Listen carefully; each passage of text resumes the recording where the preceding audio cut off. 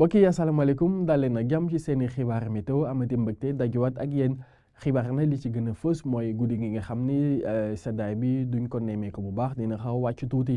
waaye nag suba incha allah buñ ca yegsee température yi nga xam ni amoon nañ ko fan yi daanaka moom la ñu nar a nemmeeku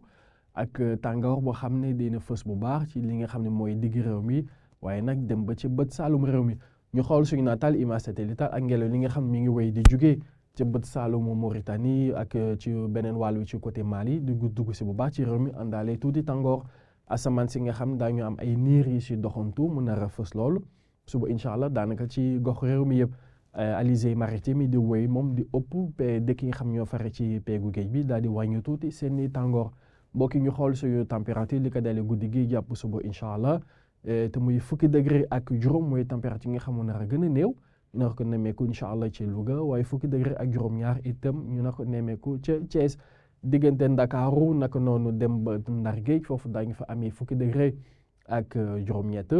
waaye nag ñaar fukki degré jàpp ñaar fukki degré ak ñaar mooy doon température yi nga xam moom nar gën a nemmeeku ci dëkk nga xam ñoo fare diggante Mbour Fatick Diourbel naka noonu Kaolack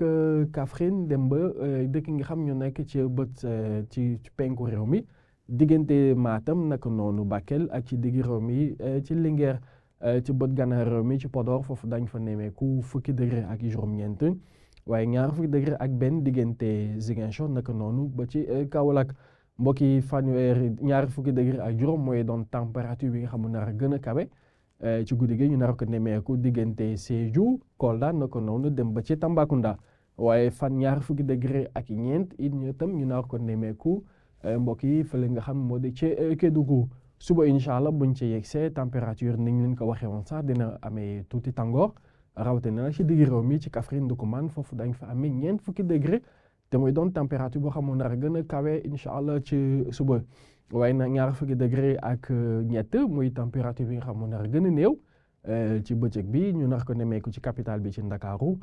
dëkk yi nga xam ñoo faree ci bët saalum réew mi foofu yëpp température yi benn lay doon muy fanweeri degré ak juróom-ñett loolu diggante Ziguinchor Sédhiou naka noonu Kolda dem ba ci Kédougou fanweeri degré ak juróom-ñeent itam ñu nar ko nemmeeku diggante Tambacounda dàpp